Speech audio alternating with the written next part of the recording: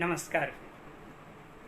मैं doctor Rajiv Ranjan Prasad, assistant professor Hindi विभाग है, राजीव गांधी विश्वविद्यालय, अरुणाचल प्रदेश।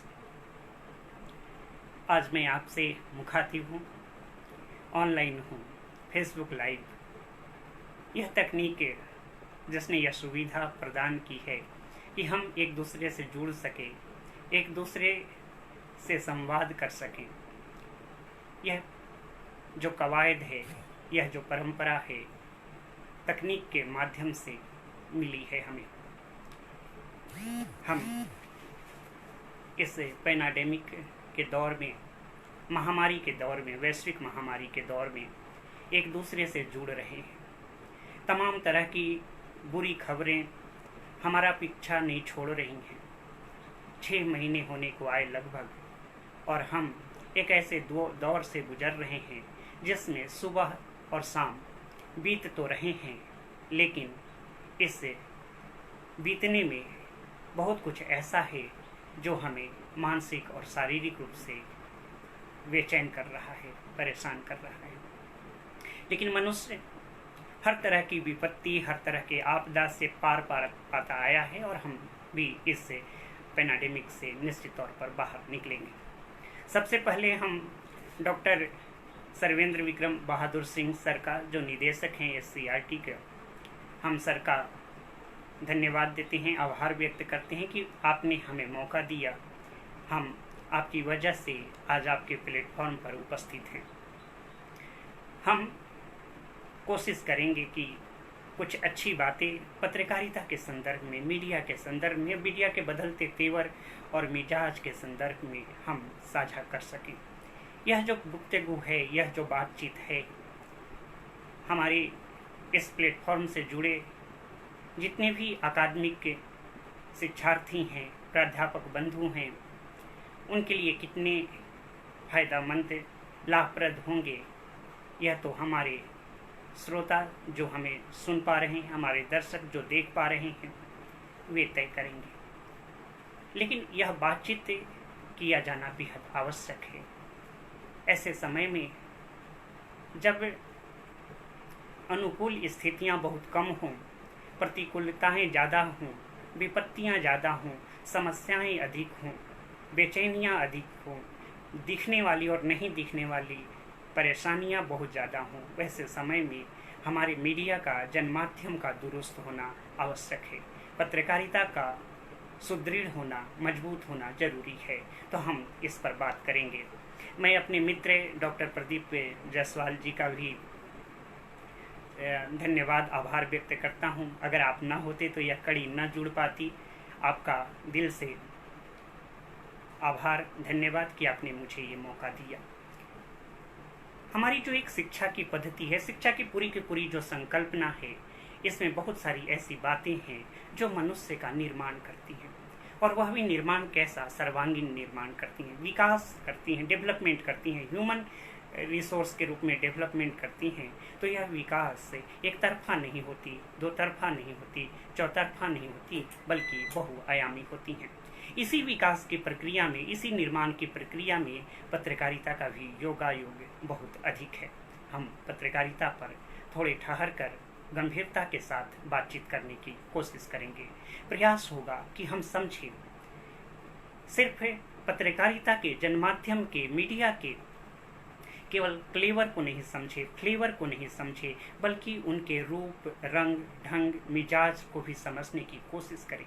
हम उनके गंभीरता को भी समझने की कोशिश करें, और उनकी लापरवाही की ओर भी इशारा करें, संकेत करें।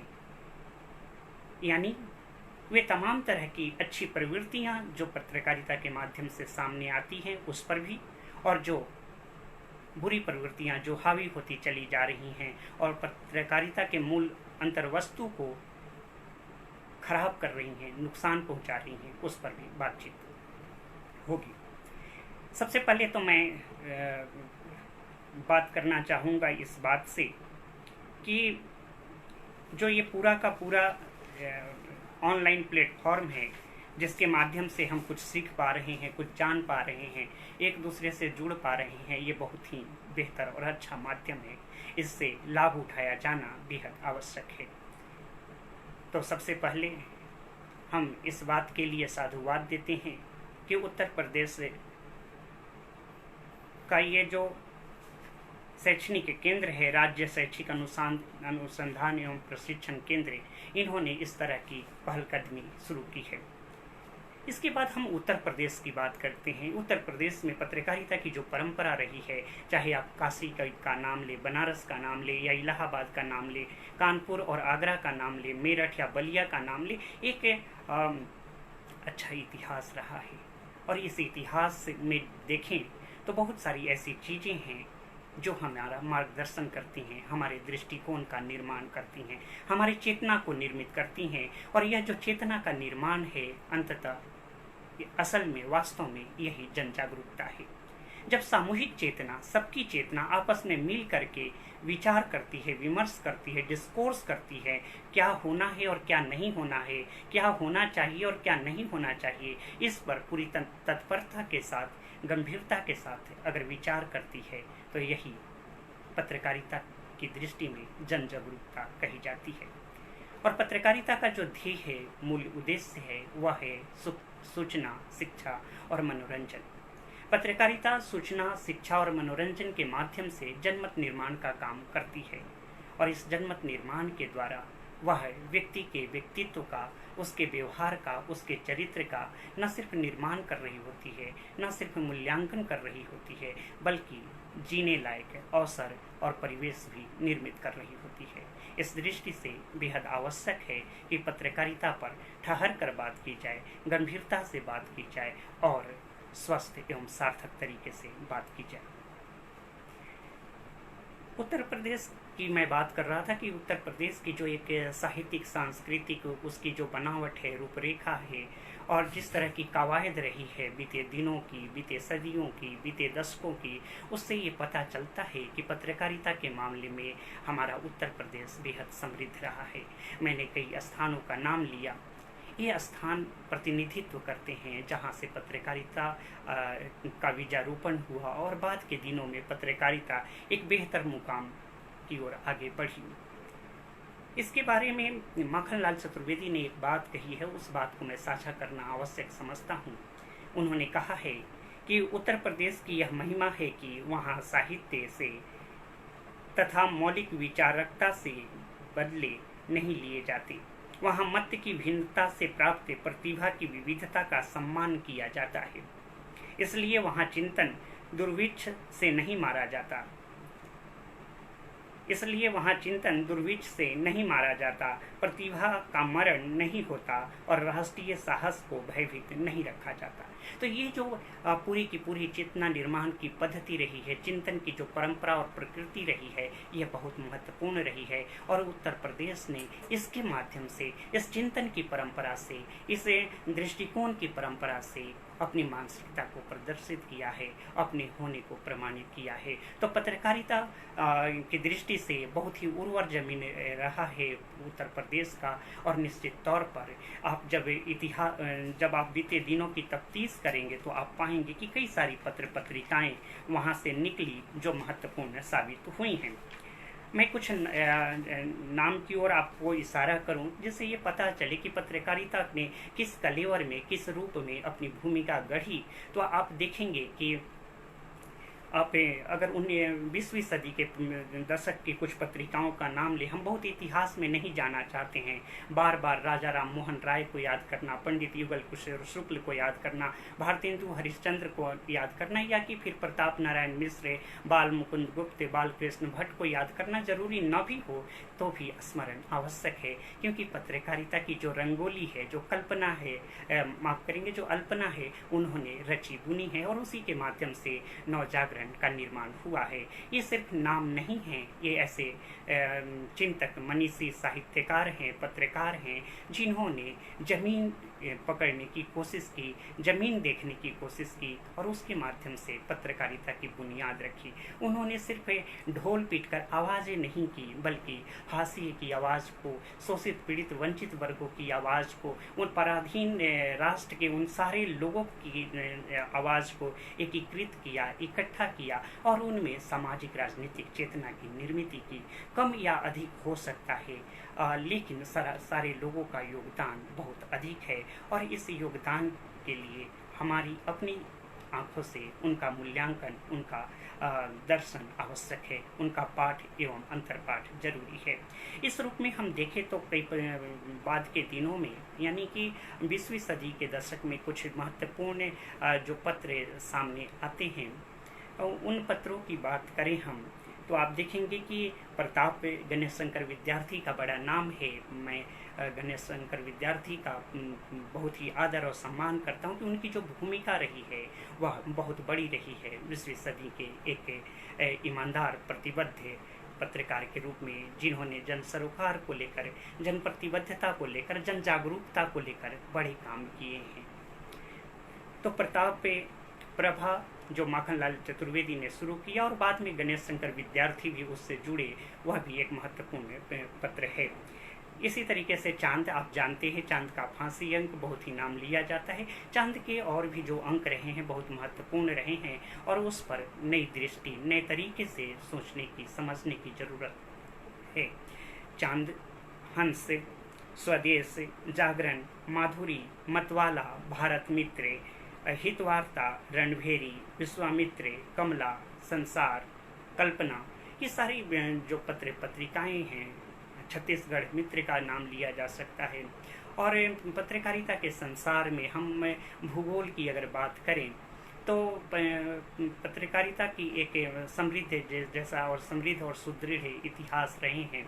और उस दृष्टि से हम देखें तो उत्तर, पूर्व, पश्चिम, दक्षिण की अगर बात ना करें, हम सिर्फ देखने की कोशिश करें तो केरल से कन्याकुमारी या कश्मीर तक है, तो जिस तरह की रही हैं चीज़ें, गुजरात से लेकर आसाम तक है, और है तो तमाम तरह के जो क्षेत्रीय भूगोल हैं, जो प्रांतीय भूगोल हैं, जो एक राष्ट्रीय भूगोल है, उसके नक्शे में देखने की कोशिश करें तो हर क्षेत्र अपने आप में पत्रकारिता को लेकर दृढ़ समर्पित दिखाई पड़ता है। और इस तरीके से पत्रकारिता ने पूरे राष्ट्र में एक चेतना का निर्माण किया, एक सोच का निर्माण किया, एक दृष्टि का निर्माण किया। और ये जो दृष्टि थे वह व्यक्तिगत दृष्टि नहीं थे, सामूहिक दृष्टि थे। एक तरह से ऐसी दृष्टि थे जो व्यष्टि से समष्टि की ओर जाते थे, यानी सबकी बातें, सब लोगों की बात, सब तरह की बात और सबके लिए बातें करने की गुंजाइश थी और एक चेष्टा थी जिसमें पत्रकारिता सफल रही है। आज़ादी के दिनों में प्रेमचंद का नाम, गांधी जी का नाम, महावीर प्रसाद द्विवेदी का नाम, महामना मदन मोहन मालवीय जी का नाम, थोड़ा सा जो वैचारिक मतभेद के कारण है, तो मनभेद तो नहीं कहूँगा, लेकिन मतभेद के कारण एक गर्म पंथ और नरम पंथ का जो एक विभाजन था, और 1905 में है तो जिस तरह से बंगाल विभाजन हुआ, और 1907 में जो सूरत फूट हुए, या 1906 में है तो मुस्लिम लीग की स्थापना हुई, तो देखेंगे आप कि भारत करवट ले रहा था तमाम तरह की वैचार की, तमाम तरह के मतांतर या कि सहमति असहमतियों के लिए एक नया स्पेस क्रिएट हो रहा था, और उस दौर की, उन दिनों की पत्रकारिता निर्मित हो रही थी। तो उन दिनों की जो ये पत्रकारिता थी वह जनता के सापेक्ष, जनता के हित में, जनता के पक्ष में लगातार बात करने की कोशिश कर रही थी। और अनिवार्य रूप से जो पत्रकारिता के जो मूल तत्व हैं जिसकी हम अक्सर बात करते हैं, पहली बात तो मैंने सूचना के उद्देश्य की कही, तो वह है सूचना, शिक्षा और मनोरंजन। और दूसरी बात जो मैं कह रहा हूँ, तत्व की बात, एलिमेंट की बात जो मैं कह रहा हूँ, तो वो जो मूल तत्व है पत्रकारिता है की, जिसका निर्वहन, जिसका है तो संचालन किया है तो आज़ादी से पूर्व, स्वाधीनता पूर्व के हमारे साहित्यकारों ने, पत्रकारों ने, और बाद के दिनों में भी मैं तो उसको आगे बढ़ाने की कोशिश हुई। तो हम ये देखेंगे कि वो जो मूल तत्व थे वे थे प्रतिबद्धता, पक्षधरता, विश्वसनीयता, वस्तुपरकता, तथ्यपरकता, निष्पक्षता, पारदर्शिता, ये पूरी की पूरी जो एक तरह से मूल तत्व थे, एलिमेंट थे, वो चाहे वस्तुनिष्ठता के हों, तथ्यपरकता के हों, निष्पक्षता के हों, पारदर्शिता के हों, या तथ्यपरकता के हों, विश्वसनीयता के हों, ये कुल मिला करके समाचार पत्र को, पत्रिकाओं को और भी जो अन्य माध्यम जो विकसित हो रहे थे, धीरे धीरे इंट्रोड्यूस हो रहे थे और भारतीय संसार में अपनी अपनी पैठ बनाने की कोशिश कर रहे थे।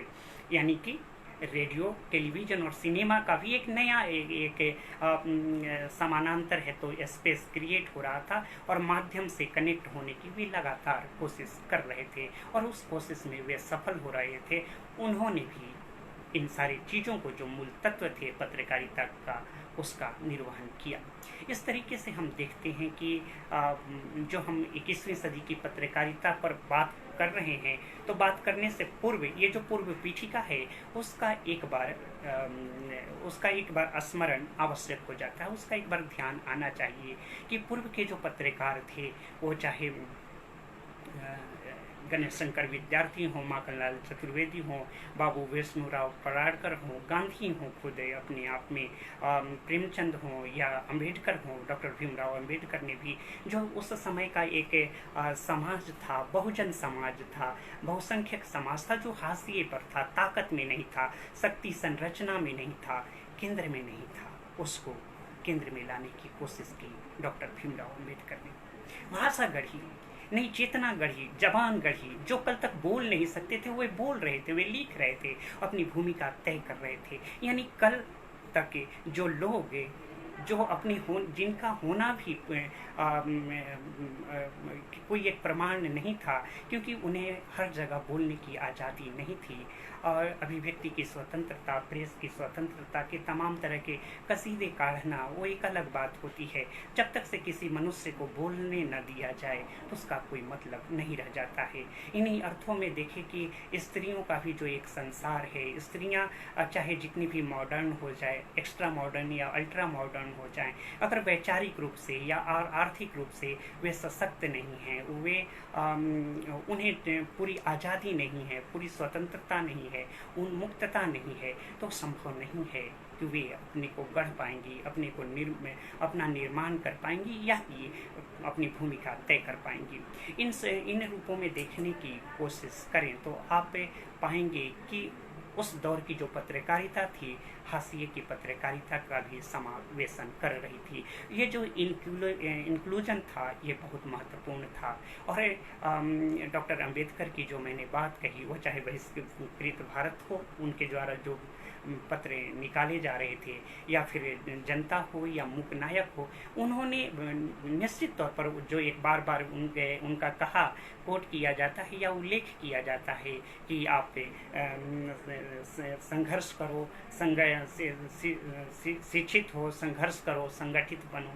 तो ये बार बार जो कहा जाता है कि उनकी शिक्षा पर जोर थी, संगठनिक एकता पर जोर थी और संघर्ष करने पर उनका पूरा का पूरा बल था। तो ये इस चेतना के साथ, इस दृष्टिकोण के साथ, इस मानसिकता के साथ वह लगातार अपने पत्रों के माध्यम से लोगों के विवेक को, उनकी सोच को, उनके चीज़ों को ग्रहण करने या है तो चीज़ों को देखने की जो उनकी अपनी एक आदत है, व्यवहार है, उन सारी चीज़ों को वे बदलने की कोशिश कर रहे थे। बदलना क्या कहेंगे, उसे वो व्यापक बना रहे थे, विस्तृत बना रहे थे। और इस तरीके से हम देखते हैं कि उस समय की जो पत्रकारिता है काफ़ी आगे जाती है।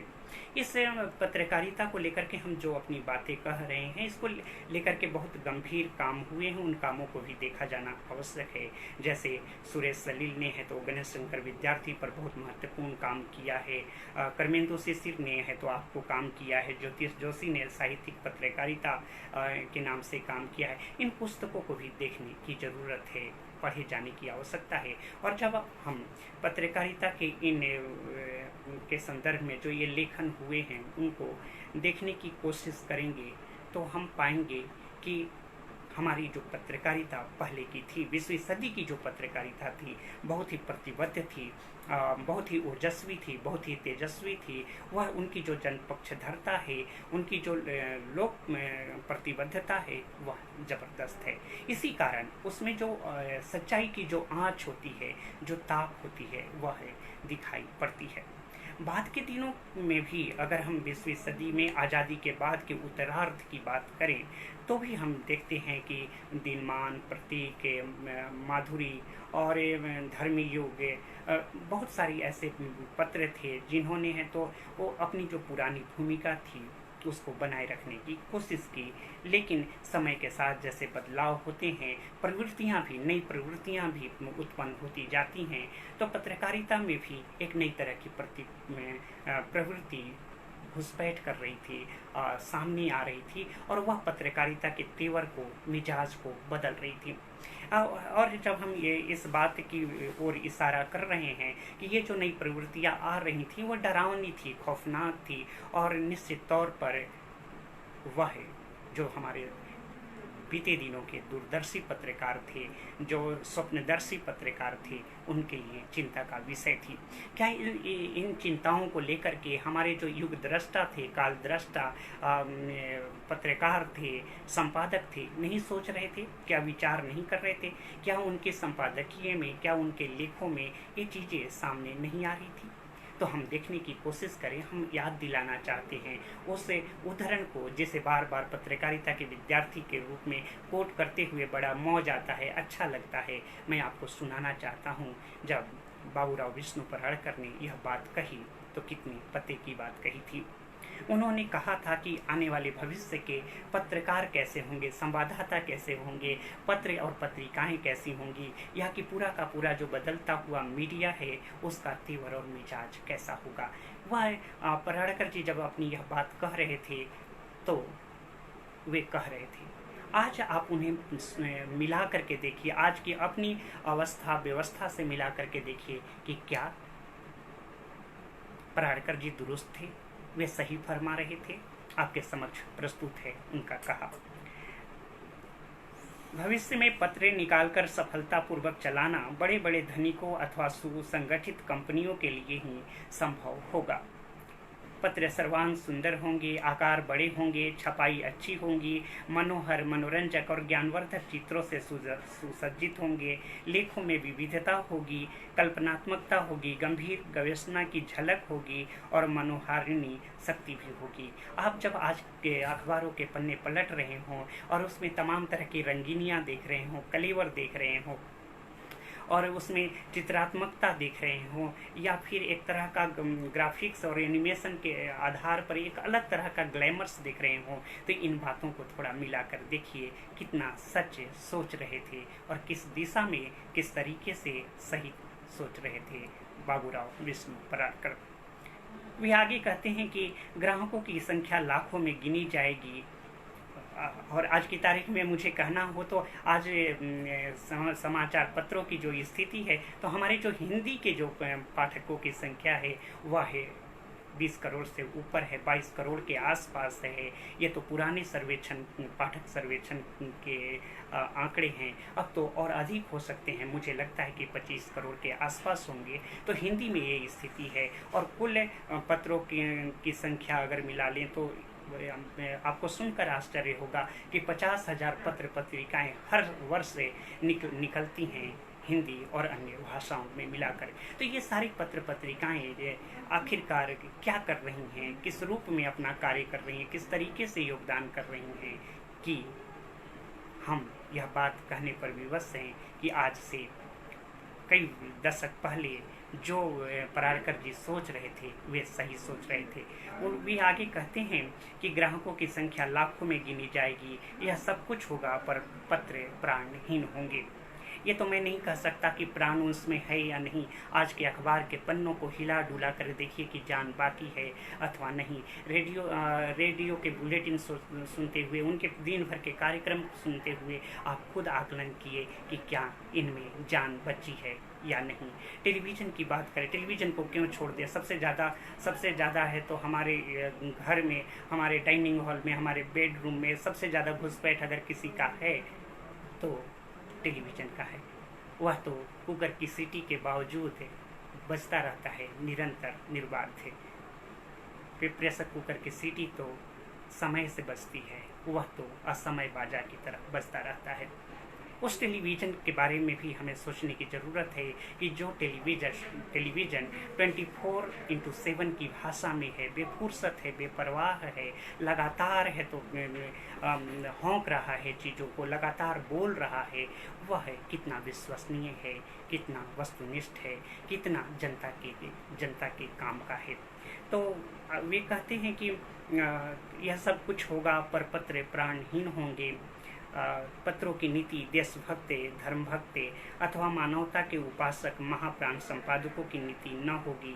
इन गुणों से संपन्न लेखक समझे जाएंगे, इन गुणों से संपन्न लेखक विकृत मस्तिष्क समझे जाएंगे। संपादक की कुर्सी तक उनकी पहुंच भी न होगी। वेतनभोगी संपादक मालिक का काम करेंगे और बड़ी खूबी के साथ करेंगे। वे हम लोगों से अच्छे होंगे पर आज भी हमें जो स्वतंत्रता प्राप्त है वह उन्हें न होगी। ये बात मार्के की है। जो स्वतंत्रता वाली बात है, संपादक की सत्ता वाली बात है, वह है सत्ता जो पुरानिये में थी, पुराने लोगों में थी, पुराने संपादकों में थी, पुराने पत्रकारों में थी, आज के पत्रकारों में, आज के संपादकों में नहीं है। उनके पास मोटी तनख्वाह है, मोटी सैलरी है, लेकिन वह प्रभाव शक्ति नहीं है, जनमत निर्माण की वह ताकत नहीं है, कुव्वत नहीं है जो बाबूराव विष्णु पराड़कर जिसकी ओर संकेत कर रहे हैं। देखिए, आज की जो 21वीं सदी की पत्रकारिता है और पत्रकारिता की जो बदलती हुई प्रवृत्ति है और पूरा का पूरा जो नया प्रभाव है, अगर उसकी हम बात करें तो आज का संपादक नहीं है, प्रबंधक है। वह प्रवंचक होता चला जा रहा है। मैं और यह जब बातें कह रहा हूँ तो मैं यह बातें जनरलाइज करते हुए नहीं कह रहा हूँ। आज भी हिंदी और अंग्रेजी ही नहीं बल्कि जो भारतीय भाषाएं हैं उनमें यह परंपरा है, आज भी वह रवायत है कि वह पत्रकारिता के जो मूल उद्देश्य हैं, उसकी जो साख है, उसको बचाए हुए हैं। और इस दृष्टिकोण से देखें तो जो क्षेत्रीय भाषा के अखबार हैं, समाचार पत्र हैं, या कि उनका जो प्रभाव क्षेत्र है, उनके भीतर जो स्थानीयता का जो सौंदर्य बोध है, उनकी जो प्रस्तुति का अपना एक जो तरीका है, या कि जो संपादकीय जो दृष्टिकोण है, और वह भी दृष्टिकोण कैसा, स्थूल सूक्ष्म दृष्टिकोण, यानी कि माइक्रो लेवल से लेकर माइक्रो लेवल तक है, वह बहुत ज़बरदस्त है। यानी कि भले हाल के दिनों में एक राष्ट्रीय पत्रकारिता का, राष्ट्रीय मीडिया का एक जलवा हो, फटाफट न्यूज़ का एक चलन हो और बार बार रिमोट पर आप उन्हीं चैनलों को देखने के आदी हों, लेकिन जो आंचलिक पत्रकारिता करने वाले लोग हैं, जो आंचलिक पत्रकार हैं, जो आंचलिक मीडिया छोटे छोटे चैनल चलाने वाले लोग हैं, वे आपकी खबरों की खबर सबसे अधिक रखते हैं, सबसे ज़्यादा सच्चे तरीके से वे आपके प्रति संवेदनशील हैं, सजग हैं। लेकिन हमारी उनकी परवाह नहीं है। हमारी परवाह किसकी है? हमारी आँख जिन चीज़ों को देखने की आदती हो गई है वह है राष्ट्रीय मीडिया, नेशनल मीडिया। और राष्ट्रीय मीडिया या नेशनल मीडिया की जो ये पूरी की पूरी जो खेल है, पूंजीवादी खेल है, टीआरपी का जो खेल है, उसमें जनता के हित, जनता की समस्याएं, जनता के संकट, जनता की बात, जनता का पूरा एक वजूद, पहचान और अस्मिता की पूरी जो एक प्रकृति है वह हाशिए पर है, वह उनकी चिंता से, चिंतन से बाहर है। और ऐसी स्थिति में हम देखेंगे कि जो बदलता हुआ 21वीं सदी का पूरा जो मीडिया है वह लोगों को जागरूक कम कर रहा है, भ्रमित अधिक कर रहा है, दिग्भ्रमित अधिक कर रहा है। और इस दिग्भ्रमित होने के पीछे हमारा अपना भी प्रभाव है, क्योंकि हमने गंभीरता नहीं बरती, हमने वह तत्परता नहीं बरती। हमारी जो चेष्टा है वो अखबारों को लेकर के, हमारी जो एक दृष्टि है वह भी बहुत उथली है या कि सतही है। पहले के जो पत्रकार थे जिस तरीके से जनमत निर्माण करते थे, जिन बातों को, जिन विचारों को जिस प्रभाव से आरोपित करते थे, उनका उसी तरीके से एक्सेप्टेंस भी था, ग्रहण भी था। आज ग्रहण नहीं है। ग्रहण पर ही, यानी रिसीविंग जो कहते हैं ना, वो से रिसीविंग पर ही है, तो एक तरह से ग्रहण लग गया है। तो इन चीज़ों को भी देखने की ज़रूरत है कि जनता जो अपनी मूल प्रवृत्ति है, जनता की जो अपनी मूल चेतना है, वह भी जिस तरीके से बदलती है, उसके वह भी कारण है कि 21वीं सदी की पत्रकारिता आज फेक होती चली जा रही है, पेड होती चली जा रही है, एम्बेडेड होती चली जा रही है, येलो और ग्रे होती चली जा रही है। ये जो सारे के सारे टर्मिनोलॉजी है जो पत्रकारिता के विद्यार्थियों को पढ़ाया जाता है, वह दरअसल आज का संकट इस नाते है क्योंकि अखबार ही नहीं, जनता भी विश्वसनीय नहीं रही है। जनता की जो विश्वसनीयता की बात है, आखिर कहाँ चली गई विश्वसनीयता, और किन किन लोगों ने इस विश्वसनीयता को खो दिया या खोने दिया, इस पर भी गंभीरता से विचार करने की जरूरत है। और इस तरीके से हम देखें कि जो 21वीं सदी की बदली हुई पत्रकारिता है, उसमें जो मेजर फैक्टर हैं, जो प्रभाव अपना छोड़ रहे हैं या डाल रहे हैं, उसको थोड़ा वर्गीकृत करने की कोशिश करें। पहले की जो पत्रकारिता के जो फैक्टर थे और अब के जो पत्रकारिता के जो फैक्टर हैं, वह थोड़ा आप देखें, तुलनात्मक रूप से देखें। आप शिक्षक हैं, अध्यापक हैं, विद्यार्थियों को पढ़ा रहे हैं, तो आपने ये गौर किया होगा कि यह फैक्टर जो मैं कह रहा हूँ वह आम बात हो चली है। जैसे जो पहले के जो संपादक थे और पूरी की पूरी जो एक समाचार पत्र हो या पत्रिका हो या फिर रेडियो टेलीविज़न की सीमित ही सही जो पहुंच और उसकी उपलब्धि हो, उसमें जो एक चीज़ मैटर करती थी, अपना अर्थ रखती थी, वह थी कि पहले है तो सबसे मुख्य होता था संपादक के साथ पूरी टीम होती थी, उप संपादक की, फोटोग्राफर की, वीडियोग्राफर की, यहाँ तक कि संपादकता और जो अलग अलग डेस्क पर काम करने वाले लोग हैं या अलग अलग बीट में जो काम करने वाले लोग हैं, अलग अलग फील्ड में जो रिपोर्टिंग करने वाले लोग हैं, तो वे भी बहुत महत्वपूर्ण होते थे। और इस तरीके से संपादक का जो एक ऑरा था, वैचारिक ऑरा था, वह बहुत महत्वपूर्ण था। वह अकेला नहीं था, संपादक के बाहुबली नहीं था, और संपादक की जो एक सत्ता थी, उसके इर्द गिर्द जो लोग थे, वो पूरा मिल करके एक चेतना, एक सामूहिक चेतना का निर्माण करते थे, सामूहिक विचार का निर्माण करते थे, और इसके माध्यम से संपादक की बनती थी, इसके माध्यम से संपादक की लिखी जाती थी। और पूरा का पूरा जो दृष्टिकोण जिस तरीके से बनता था, और उसमें सिर्फ संपादक के सर्वे सर्वा नहीं होता था। यानी कि आज जिस तरीके से वन मैन शो है, वह उस समय नहीं थी। आज संपादक मालिक हो गया है। तो मैं जब पुराने और नए क्या फ़र्क कर रहा हूँ, तो मैं संपादक की सत्ता की बात कर रहा हूँ कि संपादक के पहले मैटर करता था, फिर उसके बाद कंटेंट की बात आती थी, सोर्स की बात आती थी, न्यूज़ की बात आती थी, व्यूज की बात आती थी, एडिटोरियल की बात आती थी, और उसके साथ ही साथ जो लेटर टू एडिटर होते हैं उसकी। तो इस तरीके से हम देख सकते हैं कि यह महत्वपूर्ण है कि संपादक के बाद तथ्य महत्वपूर्ण थे, अंतर्वस्तु महत्वपूर्ण थे, क्या लिखा जाना है, किसके लिए लिखा जाना है, क्यों लिखा जाना है, कैसे लिखा जाना है, इस पर पूरा का पूरा डिस्कशन होता था, बहस होती थी, खुली बहस होती थी। वह है सबके अपने अपने अधिकार क्षेत्र होते थे, बावजूद इसके जब बतकही होती थी, जब आपस में संवाद होते थे, तो गोल में टॉक होते थे और लोग क्लोज डिस्कशन के माध्यम से यह तय करते थे कौन सी खबर जाएगी और कौन सी खबर नहीं जाएगी, किस खबर का जाना महत्वपूर्ण है और किस खबर का जाना नहीं महत्वपूर्ण है। इस तरीके से न्यूज सेंस और न्यूज वैल्यू वाली बात बनती है। पहले न्यूज सेंस को लेकर, न्यूज वैल्यू को लेकर के जान लगा दी जाती थी। इस तरीके से अखबार अपनी शुचिता का, अपनी नैतिकता का, अपनी आचार संहिता का, अपनी स्वायत्तता की रक्षा करता था।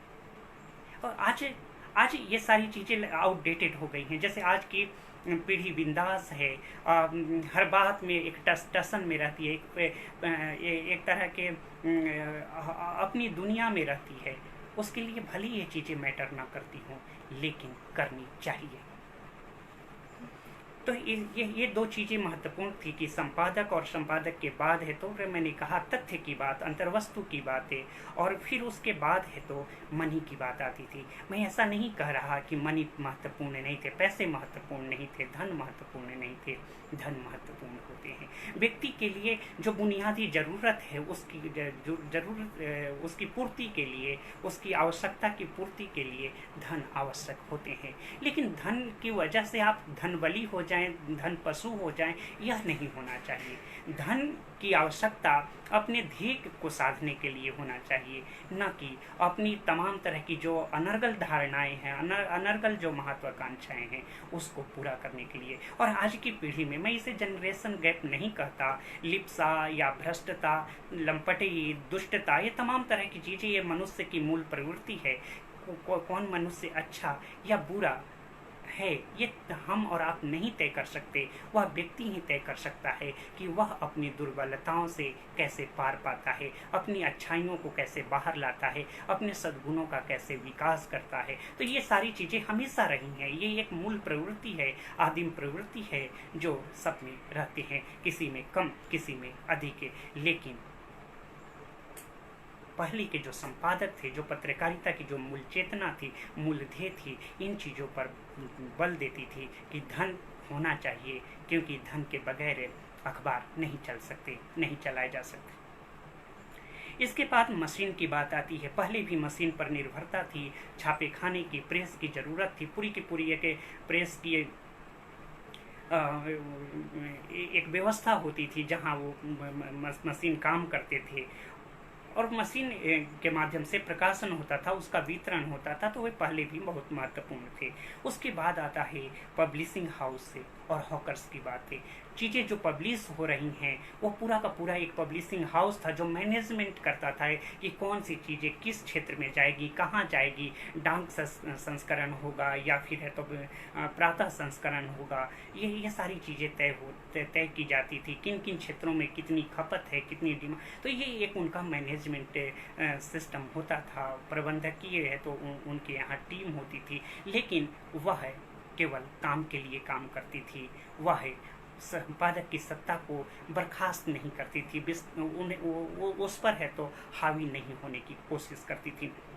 इस तरीके से हम देखें कि बाद में जो सबसे लास्ट चीज़ जो बहुत महत्वपूर्ण थी, मैंने आपसे बात कही, मैंने कहा संपादक की सत्ता महत्वपूर्ण थी, अंतर्वस्तु यानी कंटेंट की सत्ता महत्वपूर्ण थी, उसके बाद है तो धन महत्वपूर्ण थे, मशीन यानी यंत्र महत्वपूर्ण थे, फिर जो छपाई के काम में आते थे पूरी, फिर है तो एक पब्लिशिंग सिस्टम जो थी, प्रकाशकीय जो व्यवस्था थी वह महत्वपूर्ण थे, और उसके बाद जो आखिर चीज़ आती है वह महत्वपूर्ण थी आपको मीडियम ऑफ पब्लिक ओपिनियन, जनमत निर्माण की परंपरा, जनमत निर्माण के साधन, जनमत निर्माण का माध्यम। और इन रूपों में आप देखेंगे कि जो पहले के जो समाचार पत्र थे, पत्रिका थे, टेलीविज़न, रेडियो थे, टेलीविज़न थे, यहाँ तक कि मैं 70 mm की जो पर्दे हैं पर चलने वाली फिल्में हैं, सिनेमा है, उसको भी मैं शामिल करूँगा कि वह भी एक जनमाध्यम का बड़ा रूप थी जो लोगों पर अपना प्रभाव छोड़ रही थी। तो इस तरीके से हम देखने की कोशिश कर रहे थे कि 20वीं सदी की जो पत्रकारिता थी लगातार अपने तेवर में, अपने तरीके से हस्तक्षेप गढ़ रही थी, प्रभाव छोड़ रही थी और लोगों को यह सोचने पर विवश कर रही थी कि आप जानिए कि आपके दाएं बाएं आगे पीछे क्या कुछ हो रहा है। वह सच के लिए सिर्फ भाषा नहीं करती थी बल्कि सच में विचार भी प्रस्तुत करती थी। लेकिन आज बहुत सारी चीज़ें हैं लेकिन विचार गायब हैं, दृष्टि गायब है। पहले जो संपादक की सत्ता थी अंततः विचार को, दृष्टि के निर्माण पर पूरा का पूरा बल देती थी। इस तरीके से हम देखने की कोशिश करें तो हम देख पाएंगे कि आज की जो 21वीं सदी की जो पत्रकारिता है, बदलती हुई जो पत्रकारिता है, उस पत्रकारिता में जो नई भूमिका दिख रही है, नए जो रूप दिख रहे हैं, वे हैं कि संपादक की जगह इन्हें मैनेजर चाहिए, इन्हें मटेरियल चाहिए, इन्हें मनी चाहिए, इन्हें मशीन चाहिए, इन्हें मैन्युफैक्चरर्स चाहिए, इन्हें है तो डीलर चाहिए, प्रमोटर चाहिए, इन्हें है तो मीडियम ऑफ इमेज बिल्डिंग का साधन चाहिए। तो ये इस तरीके से देख रहे हैं कि जहां दूसरी तरफ संपादक महत्वपूर्ण था, अब मैनेजर महत्वपूर्ण हो गए हैं। जहां कंटेंट महत्वपूर्ण थे, अब उसे मटेरियल का बना दिया गया है। यानी कि जिन्स और कमोडिटी जिसे कहते हैं, हर चीज को वस्तुकरण में बदल देना, वैसा होने लगा है। जब आप विचार को भी वस्तुकरण, विचार को भी आप थिंकिफिकेशन कर देते हैं, वस्तुकरण की चीज बना देते हैं, तो फिर वह अपना जो मूल प्रभाव है, जरूरी प्रभाव है, वह नहीं छोड़ पाती हैं। और इस तरीके से आप देखें कि जो पहले की जो पत्रकारिता थी, वह पहले है तो आपको कन्फर्म करती थी, फिर वह रिफॉर्म करती थी, और फिर अंत में जाकर इन्फॉर्म करती थी। पहले वह सोर्स की तलाश करती थी, रिसोर्स की तलाश करती थी, फिर उसका फैक्ट चेक करती थी, क्रॉस चेक करती थी, और इस तरीके से वह कन्फर्म करती थी कि क्या सच है और क्या झूठ। लेकिन उसके बाद मैं पहले बता दूं कि वह जो कन्फर्म करती थी, उसके बाद वह है तो उसको रिफॉर्म करती थी, तैयार करती थी, उसे लिखने का, राइटिंग में लाने का काम करती थी, रिपोर्ट में लाने का काम करती थी, उस पर एडिटिंग करती थी, पूरी एडिटोरियल टीम जो होती थी वह काम करती थी।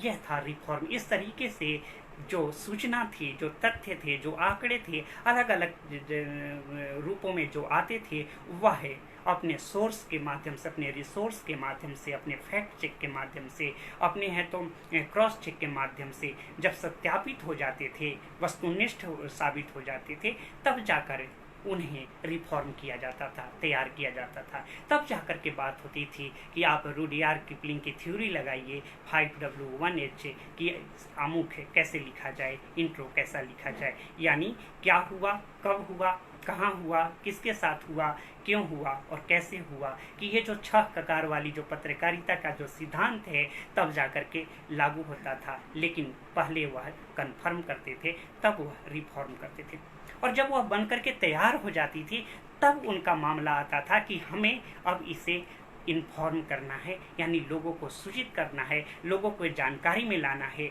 लोगों के संज्ञान में लाना है, लोगों में बताना है कि नॉर्थ, ईस्ट, वेस्ट और साउथ, यानी जो न्यूज की पूरी एक शब्दावली बनती है, उसमें यह बताया जा सके कि बीते दिनों या हाल के समय में कहाँ क्या कुछ, कब, किसके साथ, क्यों और कैसे हुआ है।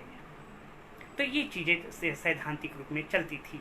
लेकिन अब क्या हुआ है कि आज जो फटफटिया न्यूज़ है, आज का जो ये 24x7 वाला है तो दंगल है, जो मुकाबला है, और टेलीविज़न पर एक खास तरह की है तो खास तरह की नाटकीयता के साथ, खास तरह के एक तरह के सोची समझी है तो प्रोपेगेंडा के साथ, स्ट्रेटजी के साथ अब जो चीज़ें परोस रहे हैं, जो चीज़ें प्रस्तुत कर रहे हैं, जो चीज़ें सामने ला रहे हैं, वह दूसरी हैं। वह क्या है? आज की जो स्थिति है वह है इन्फॉर्म पहले करती है, कन्फर्म बाद में करती है, और फिर उसके बाद रिफॉर्म करती है। यानी कि पहले वह इन्फॉर्म कर देती है कि क्या हुआ है और क्या नहीं हुआ है, फिर उस चीज़ों को है तो बताने की कोशिश करती है कि ये चीज़ें कैसे हुई हैं, कि किसके माध्यम से पता चला है कि ये चीज़ें हुई हैं, और फिर बाद में जाकर के उसे है तो फाइनली है तो रिफॉर्म करती हैं, रीसाइट करती हैं, रीचेक करती हैं, और फिर यह मालूम चलता है कि जो वायरल सच है उसमें वायरल कितना है और सच कितना है। तो ये चीज़ें जो हो रही हैं, यानी कि पहले जो जिन कन्फर्मेशन पर जोर था, अब इंफॉर्मेशन पर जोर है। अब हमारे लिए पहले जो विश्वसनीयता महत्वपूर्ण थी, वस्तुनिष्ठता महत्वपूर्ण थी, जिसको कि हम क्रिएडिबिलिटी और ऑब्जेक्टिविटी कहते थे, अब महत्वपूर्ण हो गया है सूचना देना, त्वरित सूचना देना, fraction of second, nano second के भीतर सूचना देना। और इतनी जल्दी मची होती है, उन्हें लगता है कि हम जो बात कह रहे हैं वही एक्सक्लूसिव है। अरे भैया, इतनी जल्दी क्यों है, इतनी आफत क्यों मची है, कौन सा आसमान गिर गया है, कौन सा है तो ध्रुव तारा टूट गया है कि आप इतना लगे पड़े हैं कि अभी कह देना है, अभी बता देना है, अभी है तो सबके सामने सब कुछ प्रस्तुत कर देना है। इन चीज़ों से बचना चाहिए। यह जो जल्दबाजी है कई बार ही नहीं बल्कि हमेशा लापरवाही को आमंत्रित करती हैं। और आज की जो पत्रकारिता है, जो तमाम तरह की खामियों से, तमाम तरह की कमजोरियों से जूझ रही है या जिससे लदी फदी हुई है, उसका मुख्य कारण यही है कि हम जो एक पत्रकारिता के जो तय और मानक के सिद्धांत हैं, जो उसके जो तौर तरीके हैं, उसको हम फॉलो अप नहीं ले रहे हैं, उसका हम है तो अनुसरण नहीं कर रहे हैं। इस तरीके से हम जो बातें आपसे कहने की कोशिश कर रहे हैं वह यह कि जो पुरानी पत्रकारिता थी उनको अगर आप देखने की कोशिश करेंगे, उनके लेख आलेख देखने की कोशिश करेंगे, उसमें और अब में काफ़ी फर्क आ गया है। इस तरीके से हम आपसे बात करें तो आप पाएंगे कि बहुत सारी चीज़ें जो बदलती जा रही है, उसमें एक चीज़ तो यह भी महत्वपूर्ण है कि जो जिस और संकेत कर रहे हैं अच्युतानंदन मिश्र जी, मैं उनकी बातें कहना चाहूँगा कि वे कह रहे हैं कि अच्युतानंदन मिश्र जी कुलपति रहे हैं माखनलाल चतुर्वेदी राष्ट्रीय पत्रकारिता विश्वविद्यालय भोपाल के, और बहुत ही गंभीर अध्येता हैं, और उनके निर्देशन में, उनके मार्गदर्शन में या उनकी सहमति के अनुसार ज्योतिष जोशी ने साहित्यिक पत्रकारिता पर बड़ा मुकम्मल काम किया है, उसे उल्टे पलटे जाने की जरूरत है। तो वे जब कहते हैं कि आपातकाल और प्रेस की स्वाधीनता पर ग्रहण लगने, उपग्रह संचार क्रांति के कारण इलेक्ट्रॉनिक पत्रकारिता के विस्तार ने पत्रकारिता को आधुनिक मीडिया में रूपांतरित कर दिया है। इस तंत्र प्रधान मीडिया की नीतियों, उद्देश्यों, सरोकारों को उसके मालिक संचालकों ने पूरी तरह बाजारवादी बना दिया है। ये जो बाजारवादी होना है, क्यों होने जाने दिया गया है? क्यों जो मालिक हैं, जो मॉडरेटर हैं, जो है तो संचालक हैं, वह इतना हावी और प्रभावी होते जा रहे हैं? क्यों जो जनता की जो मति सम्मति है, जो जनता की स्थिति परिस्थिति है, उस पर आंख नहीं टिकाई जा रही? क्यों नहीं उन पर कान दिए जा रहे हैं? कारण यह है कि कई बार जो मीडिया डिपेंडेंसी की थ्योरी होती है, हमारी जो है तो जैसे सरकार पर हमारी निर्भरता बढ़ती जा रही है, उसी तरीके से दूसरी तरफ हमारी निर्भरता मीडिया पर भी बढ़ती जा रही है। और मीडिया जब यह मान लेती है और यह समझ लेती है कि यह पूरा का पूरा जो खेल है या कि प्रभाव है, वह पैसों का है, या कि इसे इस रूप में देखने की कोशिश करे कि यह जो पूरा का पूरा खेल है वह नियोजित है, तो उसमें जो जनता होती है वह हाशिए पर चली जाती हैं, और जो कॉरपोरेट होते हैं, जो सत्ता शक्ति संरचना को प्रभावित करने वाले लोग होते हैं, उनके हस्तक्षेप, उनके दखल बढ़ जाते हैं। तो कई बार जो मीडिया से जुड़े लोग हैं वह अपनी निष्ठा के साथ, अपनी प्रतिबद्धता के साथ इसलिए भी समझौता करते हैं क्योंकि वे जो सत्ता शक्ति संरचना के लोग हैं, उनकी स्वार्थ को, उनकी लिप्सा को, उनकी महत्वाकांक्षा को पूरा कर रहे होते हैं, उसको है तो संतुष्ट कर रहे होते हैं। और आज 21वीं सदी में जब हम बार बार मूल्य की बात करते हैं, नैतिकता की बात करते हैं, तो इसमें यह पता चलता है कि जो एक रेगुलेटिंग सिस्टम है वह पूरा का पूरा फेलियर हो गया है, विफल हो गया है। और इस तंत्र के विफल होने का कारण यह है कि जो शब्द अर्थ की जो एक संस्कृति थी, व्यवस्थित संस्कृति थी, शब्द और अर्थ का जो एक उनका है तो संप्रेषण था, संचार था, वो पूरी की पूरी प्रक्रिया बाधित हो गई है। यानी कि जो एक साधारणीकरण होता था, जनरलाइजेशन होता था, सामान्यीकरण होता था, वह पूरा का पूरा स्वरूप बदल गया है। यानी टेलीविजन में जिन लोगों के लिए जो बातें कही जा रही हैं वह भी उस चीज़ों को लेकर के गंभीर नहीं है, लापरवाह हैं। यानी कि अगर कोई गंभीर समाचार, अगर ये कोई बहुत ही रियलिस्टिक अप्रोच के साथ, बहुत ही सत्यता के साथ अगर कोई बात कही जा रही है, बहुत ही मौलिकता के साथ कोई बात कही जा रही है, सत्यता के साथ कही जा रही है, पूरे जनता के पक्ष के लिए बात कही जा रही है, तो आप अगर उसका समर्थन नहीं करते, आप उसके अगर समर्थन में नहीं खड़े होते, तो कई बार यह होती है कि जो उसे तैयार करने वाला है, जो उसे प्रस्तुत करने वाला होता है, वह यह सोचता है कि हमारी जो अहमियत है, हमारे जो कहे की अहमियत है, हमारे जो लिखे की अहमियत है, उसके प्रति लोग संवेदनशील नहीं है। इसलिए प्रयास होना चाहिए कि जब हम चौथा खंभा कहते हैं, फोर्थ स्टेट कहते हैं मीडिया को, तो हमारी भी एक भूमिका बनती है कि हम अपने खंभे की, हम अपने पिलर की रक्षा करें। जब हम अपने खंभे या पिलर की रक्षा नहीं करेंगे तो वह चौथा खंभा हो या पहला खंभा हो, उसका दुरुपयोग निश्चित तौर पर संभव है। और इससे बचने के लिए ज़रूरी है कि हम अपने आज के समय को, आज के सवाल को, आज की समस्याओं को, आज के मुद्दों को जो लोग भी तरजीह दे रहे हैं, जो लोग भी महत्व दे रहे हैं, उनके साथ जुड़ने की कोशिश करें, उनके साथ संलग्न होने की कोशिश करें, उनके साथ ऐसी चेष्टा करें, उन्हें जताने की चेष्टा करें कि हम आपके समर्थन में हैं। क्योंकि जो मीडिया होती है उसकी जो अकूत ताकत होती है वह जनता जनार्दन होती है।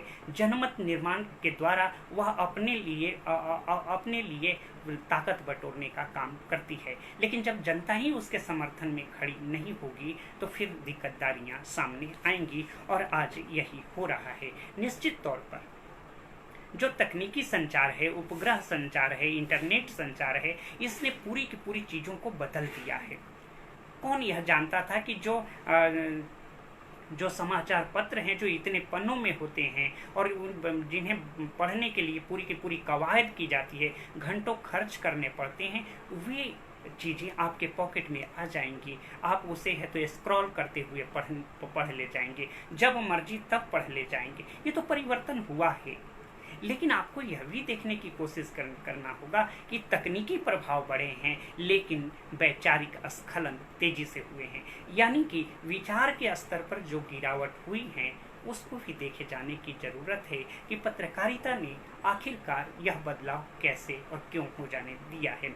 आखिरकार जनमत निर्माण को लेकर के जो एक धारणा होती है और जरूरी धारणा होती है वह यह होती है कि जो आपका माध्यम है, जो आपका जन माध्यम है, आपकी जो मीडिया है, आपके जो समाचार पत्र हैं, उनकी संलग्नता, उनका जुड़ाव कितना है तो जनता सापेक्ष है।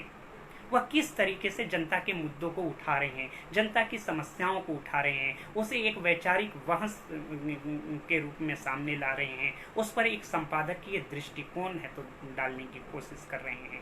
लेकिन जब ये चीज़ें आपके लिए कोई मायने नहीं रखेंगी, कोई महत्व नहीं रखेंगी, तो फिर ये नहीं होगा।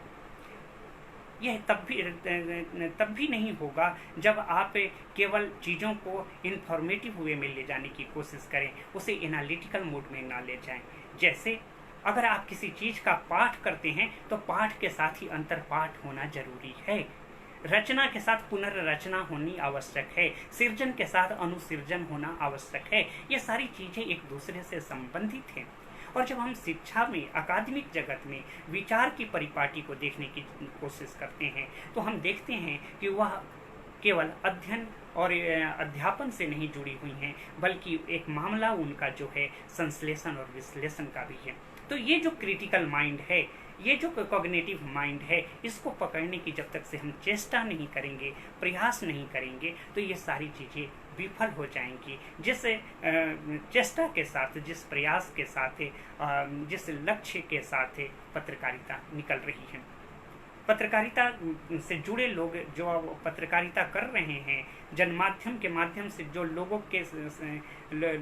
की स्थिति परिस्थिति को बता रहे हैं, वे अपने मकसद में कामयाब नहीं हो पाएंगे यदि हमारा उनसे दुराव है, अगर हम उनसे दूरी बरत रहे हैं, अगर हम उनके प्रति संवेदनशील नहीं हैं।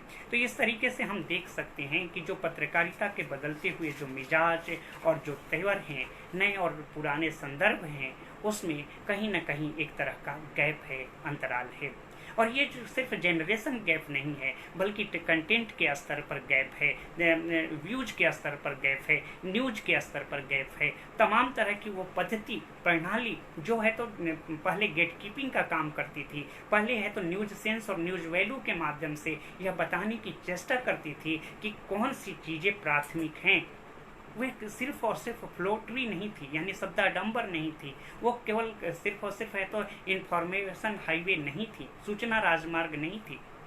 अब तो ऐसा हो गया है कि एक समाचार को आपने सुना भी ढंग से नहीं, कि उसके चित्र, उसके वाक्य और उससे संबंधित तमाम तरह की जो एक विचार हैं आपके दिमाग में सही तरीके से अपना जगह भी नहीं बना पाए या अपना प्रभाव भी नहीं छोड़ पाए कि दूसरा न्यूज सामने आ जाता है, दूसरे के बाद तीसरा आ जाता है। तो ये जो बटोर है, सूचनाओं का जो बटोर है, वह दरअसल वह सूचना चाहे जितनी भी अच्छी हो, जितनी भी संवेदनशील हो, जितनी भी जरूर हो, वह डिस्प्ले की तरह आंखों से गुजरती चली जाती है और आप पलक झपकाने की तरह जो एक स्वैच्छिक क्रिया है, ऐच्छिक क्रिया है, वह उसकी तरह वह समाचार आई गई हो जाती हैं। तो ये जो एक नई बदलती हुई धारणा है और नई बदलती हुई जो एक शिफ्टिंग है, न्यूज की जो शिफ्टिंग है, व्यूज की जो शिफ्टिंग है, और उसमें हम लगातार अपने को जिस तरीके से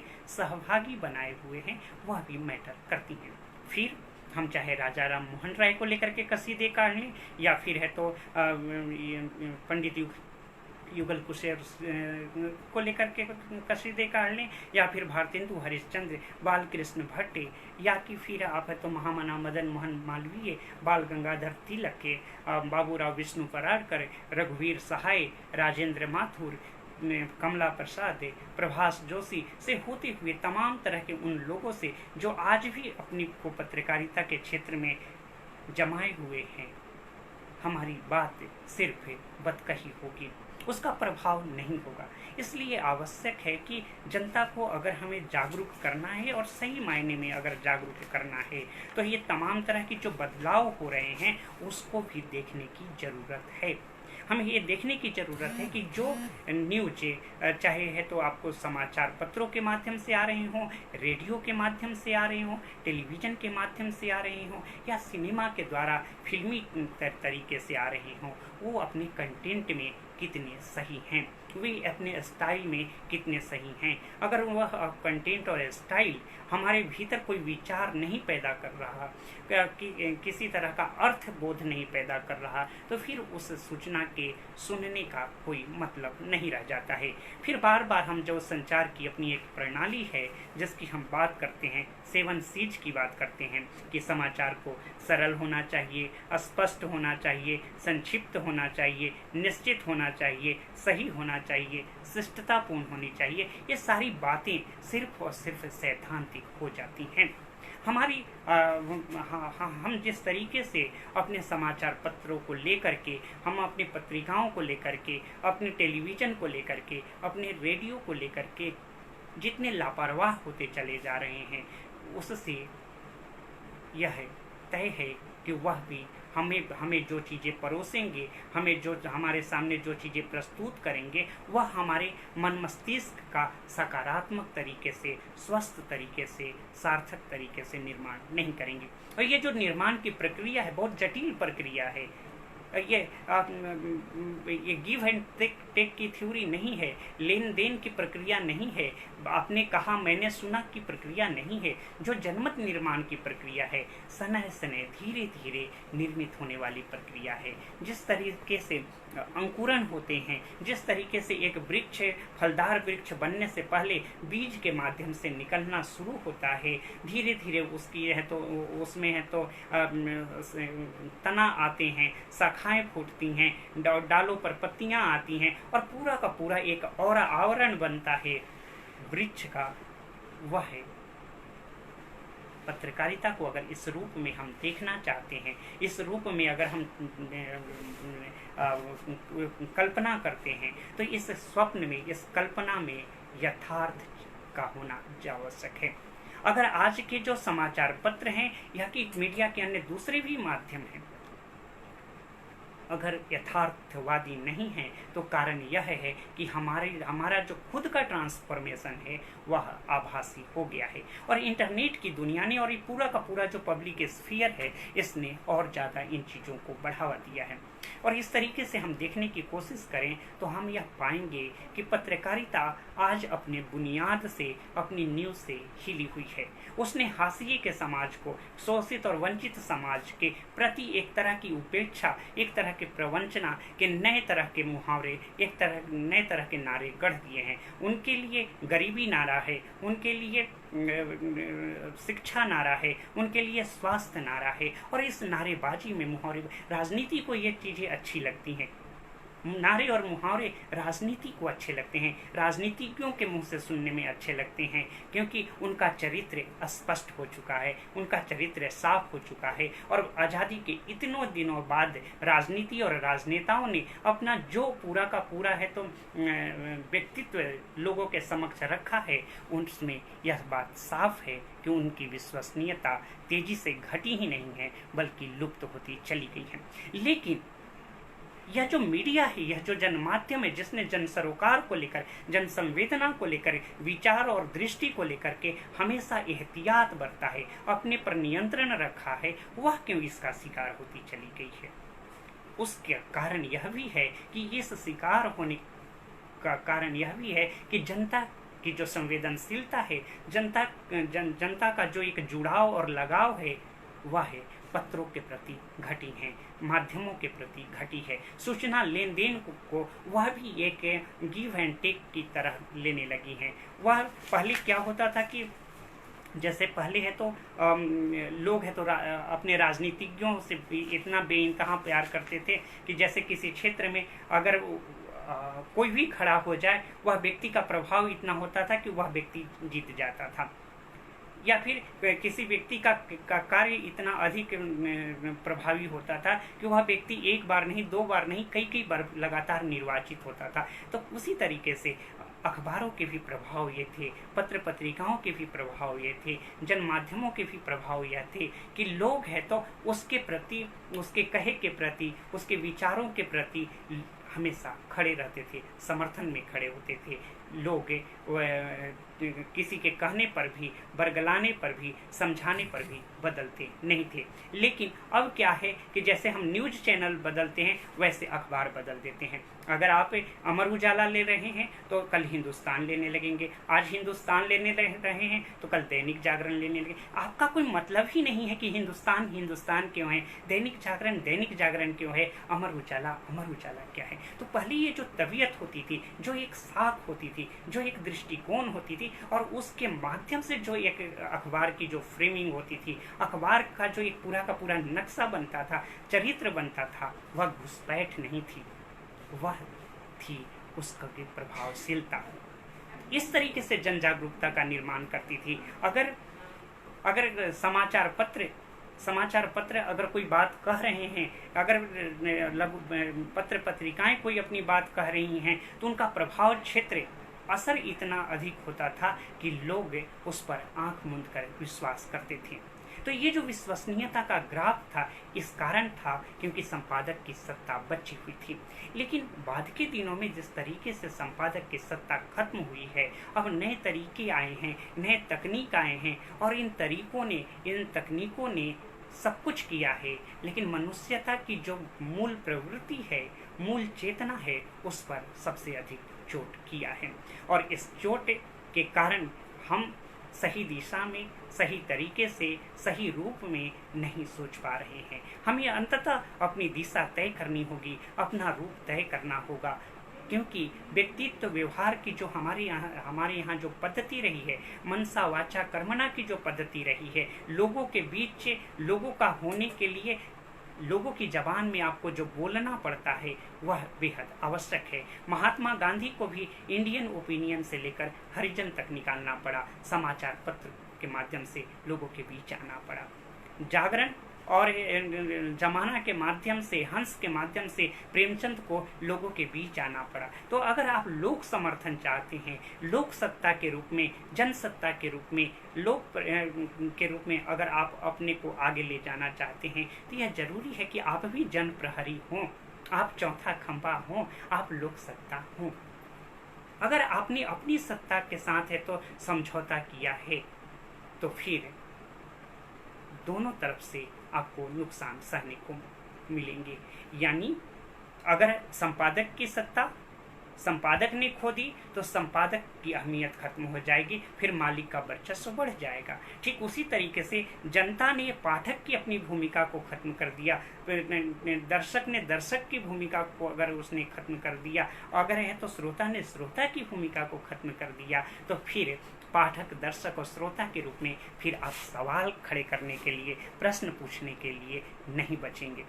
आज यही हो रहा है कि संपादक ने अपनी सत्ता खो दी और हमने है तो जनता ने पाठक, दर्शक और श्रोता के रूप में अपनी क्षमता खो दी है। तो यह जो स्खलन है, यह जो विघटन है, यह जो है तो टूट फूट है, इसने हमारे समक्ष बहुत बड़े प्रश्न खड़े कर दिए हैं। और जो प्रश्न खड़े किए हैं, इसके कारण जो जरूरी प्रश्न हैं, जो बुनियादी प्रश्न हैं, उन वे लगातार नज़रअंदाज होते चले जा रहे हैं, हाशिए पर चले जा रहे हैं। यही कारण है कि जो जेन्युइन मुद्दे हैं, जो जरूरी मुद्दे हैं, उस पर बात नहीं होती है। हम हर चीज़ को थ्योराइजेशन तो कर रहे हैं, लेकिन उसका प्रैक्टिकल नहीं कर रहे हैं। और व्यवहारिक रूप में जब तक से वह चीज़ें नहीं दिखाई पड़ेंगी, वह सत्ता शक्ति नहीं दिखाई पड़ेंगे, तब तक से विश्वसनीयता, वस्तुनिष्ठता के भी ग्राफ नहीं बढ़ेंगे। इसलिए आवश्यक है कि आपस में सही संतुलन, सही समन्वय बैठाया जाए। कोशिश की जाए कि हम पत्रकारिता के जिस वजूद को लेकर के, जिस सत्ता को लेकर के हम आग्रही हो रहे हैं, उससे तमाम तरह की अपनी अपेक्षाएं जोड़ रहे हैं, उनके होने को भी स्वीकार करें, उनके होने को उनकी तरह से स्वीकार करें। अगर कोई अखबार अपनी शर्तों पर अपने तरीके से हर चीज में ईमानदारी बरत रहा है, सत्य के साथ, सत्य के समर्थन में खड़ रहा है, लगातार लड़ाइयाँ और संघर्ष कर रहा है, उस स्थिति में आवश्यक है कि हम उनके साथ खड़े हों। और नहीं तो फिर जो पत्रकारिता का मूल वजूद है, वह हमारे बीच से खत्म हो जाएगा। फिर कॉरपोरेट जगत बचेंगे, फिर है तो बहुराष्ट्रीय कंपनियां बचेंगी, और वे तमाम तरह के जो इलिट क्लास है और एक खास तरह के जो एक मीडियोकर हैं, वे बचेंगे, हम नहीं बचेंगे। अपने को बचाने के लिए बेहद ज़रूरी है कि आपके पास ज़बरदस्त विचार हो और पैसा ना हो और पैसे वालों का बल ना हो, तो आपके विचार आगे फैल नहीं सकेंगे, आपका पत्र न चल सकेगा। इस देश में भी समाचार पत्रों का आधार धन हो रहा है, धन से ही वे निकलते हैं, धन ही के आधार पर वे चलते हैं। और बड़ी वेदना के साथ कहना पड़ता है कि उनके काम करने वाले बहुत से पत्रकार भी धन ही की अभ्यर्थना करते हैं। कर्मेंदु शिशिर की इस बात को मैं पढ़ रहा हूँ कि वह आज की जो लिप्सा है, आज की जो संलिप्तता है, और जिसने वो अपनी धारा मोड़ दी है, पत्रकारीय अहमियत को पत्रकारीय चेतना के साथ समझौता करते हुए वे जिस तरीके के स्वार्थ लिप्सा, धन लिप्सा में दूसरी तरह की कारगुजारियाँ कर रहे हैं, उसके कारण पत्रकारिता की जो छवि है, जन जागरूकता वाली छवि है, वह दिन ब दिन खत्म होती जा रही है। वे आगे कह रहे हैं कि अभी यहाँ पूरा अंधकार नहीं हुआ है, किंतु लक्षण वैसे ही हैं। कुछ ही समय पश्चात यहाँ के समाचार पत्र भी मशीन के सहारे हो जाएंगे और उनमें काम करने वाले पत्रकार केवल मशीन के पुर्जे, व्यक्तित्व न रहेगा, सत्य और असत्य का अंतर न रहेगा, अन्याय के विरुद्ध डट जाने और न्याय के लिए आफतों को बुलाने की चाह न रहेगी, रह जाएगा केवल ऊंची लकीर पर चलना। मैं तो उस अवस्था को अच्छा नहीं कह सकता। ऐसे बड़े होने की अपेक्षा छोटे और छोटे से भी छोटे किंतु कुछ सिद्धांत वाले होना ही कहीं अच्छा।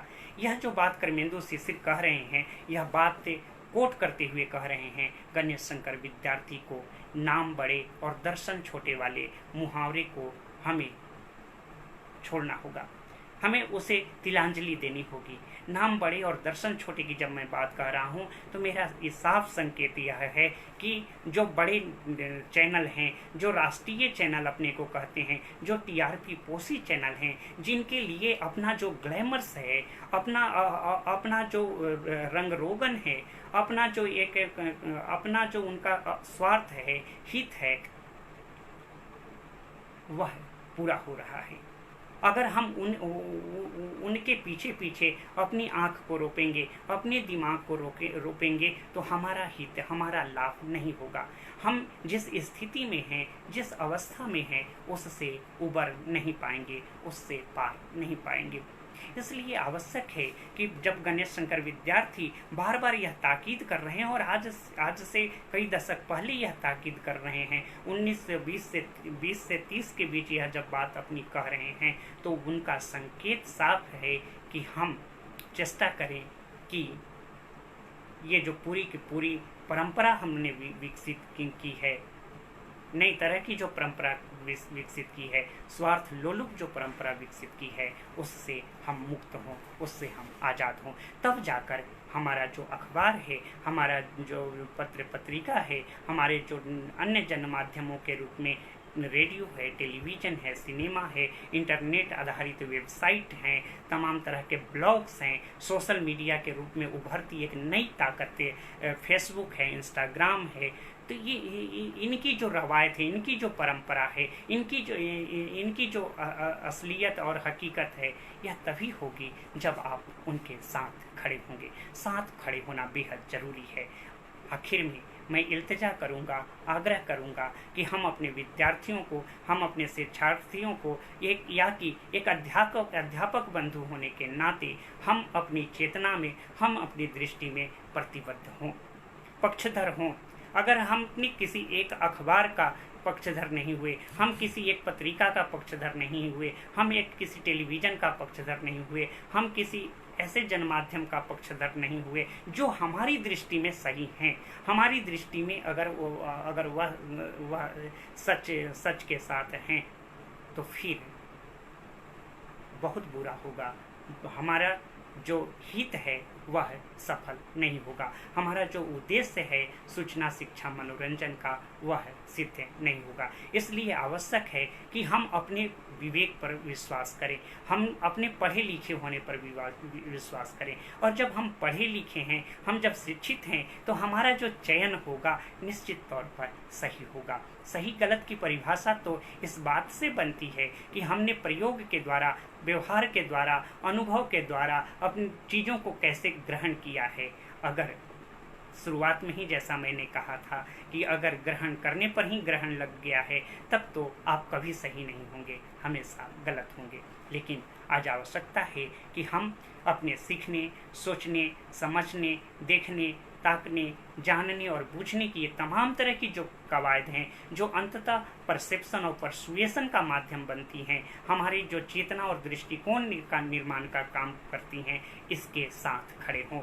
हम अपनी चेतना, अपनी दृष्टि में ईमानदारी के साथ, सत्य के साथ खड़े होंगे, पूरी दुनिया हमारे साथ खड़ी होगी। लेकिन अगर हम अपने साथ नहीं खड़े हैं, तो हम चाहे किसी भी अखबार का नाम ले लें, किसी भी पत्रिका का नाम ले लें, संभव नहीं है कि वह हमारे साथ खड़ी होंगी या कि वे हमारे जागरूक होने का जिम्मा लेंगी।